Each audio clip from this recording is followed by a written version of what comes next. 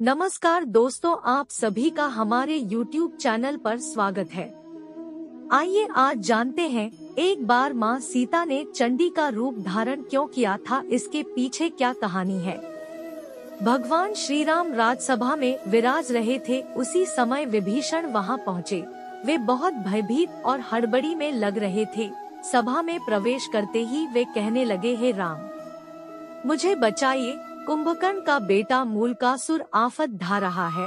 अब लगता है न लंका बचेगी और न मेरा राजपाट। भगवान श्री राम द्वारा ढांढस बंधाए जाने और पूरी बात बताए जाने पर विभीषण ने बताया कि कुंभकर्ण का एक बेटा मूल नक्षत्र में पैदा हुआ था, इसलिए उसका नाम मूलकासुर रखा गया। इसे अशुभ जान कुंभकर्ण ने जंगल में फिंकवा दिया था। जंगल में मधुमक्खियों ने मूलकासुर को पाल लिया।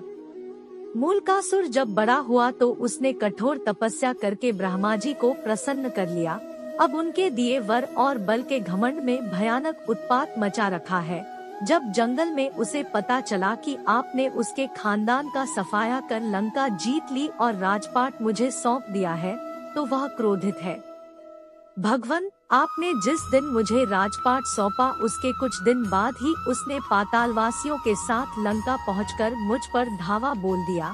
मैंने 6 महीने तक मुकाबला किया, पर ब्रह्मा जी के वरदान ने उसे इतना ताकतवर बना दिया है कि मुझे भागना पड़ा तथा अपने बेटे, मंत्रियों तथा स्त्री के साथ किसी प्रकार सुरंग के जरिए भागकर यहाँ पहुँचा हूँ। उसने कहा कि पहले धोखेबाज भेदिया विभीषण को मारूंगा, फिर पिता की हत्या करने वाले राम को भी मार डालूंगा। वह आपके पास भी आता ही होगा। समय कम है, लंका और अयोध्या दोनों खतरे में हैं। जो उचित समझते हो तुरंत कीजिए। भक्त की पुकार सुन श्री राम जी हनुमान तथा लक्ष्मण सहित सेना को तैयार कर पुष्पक यान पर चढ़ झट लंका की ओर चल पड़े। मूलकासुर को श्री रामचंद्र के आने की बात मालूम हुई। वह भी सेना लेकर लड़ने के लिए लंका के बाहर आ डटा। भयानक युद्ध छिड़ गया।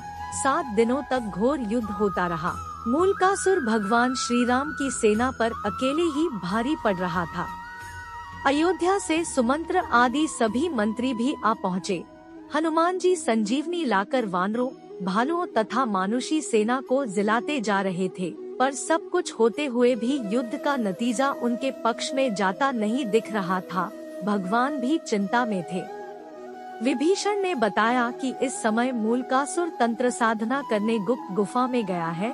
उसी समय ब्रह्मा जी वहां आए और भगवान से कहने लगे, रघुनंदन, इसे तो मैंने स्त्री के हाथों मरने का वरदान दिया है।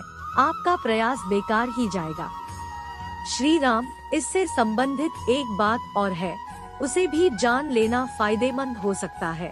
जब इसके भाई बिरादर लंका युद्ध में मारे जा चुके तो एक दिन इसने मुनियों के बीच दुखी होकर कहा, चंडी सीता के कारण मेरा समूचा कुल नष्ट हुआ।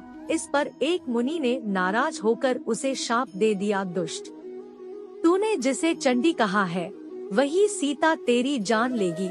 मुनि का इतना कहना था कि वह उन्हें खा गया। बाकी मुनि उसके डर से चुपचाप खिसक गए। तो हे राम, अब कोई दूसरा उपाय नहीं है।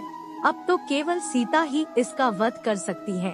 आप उन्हें यहाँ बुलाकर इसका वध करवाइए। इतना कहकर ब्रह्मा जी चले गए। भगवान श्री राम ने हनुमान जी और गरुड़ को तुरंत पुष्पक विमान से सीता जी को लाने भेजा। इधर सीता देवी देवताओं की मनौती मनाती, तुलसी, शिव प्रतिमा, पीपल आदि के फेरे लगाती, ब्राह्मणों से पाठ रुद्रीय का जप कराती, दुर्गा जी की पूजा करती कि विजय श्री राम शीघ्र लौटें। तभी गरुड़ और हनुमान जी उनके पास पहुँचे। पति के संदेश को सुनकर सीता जी तुरंत चल दी। भगवान श्री राम ने उन्हें मूलकासुर के बारे में सारा कुछ बताया। फिर तो भगवती सीता को गुस्सा आ गया। उनके शरीर से एक दूसरी तामसी शक्ति निकल पड़ी। उसका स्वर बड़ा भयानक था। यह छाया सीता चंडी के वेश में लंका की ओर बढ़ चली। इधर श्री राम ने वानर सेना को इशारा किया कि मूलकासुर जो तांत्रिक क्रियाएं कर रहा है उसको उसकी गुप्त गुफा में जाकर तहस-नहस करे। वानर गुफा के भीतर पहुंचकर उत्पात मचाने लगे तो मूलकासुर दांत किटकिटाता हुआ सब छोड़ छाड़ कर वानर सेना के पीछे दौड़ा।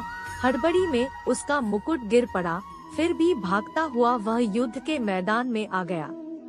युद्ध के मैदान में छाया सीता को देखकर मूलकासुर गरजा, तू कौन? अभी भाग जा, मैं औरतों पर मर्दानगी नहीं दिखाता। छाया सीता ने भी भीषण आवाज करते हुए कहा, मैं तुम्हारी मौत चंडी हूँ।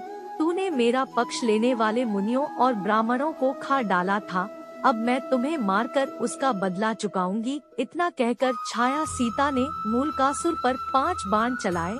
मूलकासुर ने भी जवाब में बाण चलाए। कुछ देर तक घोर युद्ध हुआ, पर अंत में चंडिकास्त्र चलाकर छाया सीता ने मूलकासुर का सिर उड़ा दिया और वह लंका के दरवाजे पर जा गिरा। राक्षस हाहाकार करते हुए इधर उधर भाग खड़े हुए। छाया सीता लौटकर सीता के शरीर में प्रवेश कर गई। मूलकासुर से दुखी लंका की जनता ने मां सीता की जय जयकार की और विभीषण ने उन्हें धन्यवाद दिया। कुछ दिनों तक लंका में रहकर श्रीराम सीता सहित पुष्पक विमान से अयोध्या लौट आए।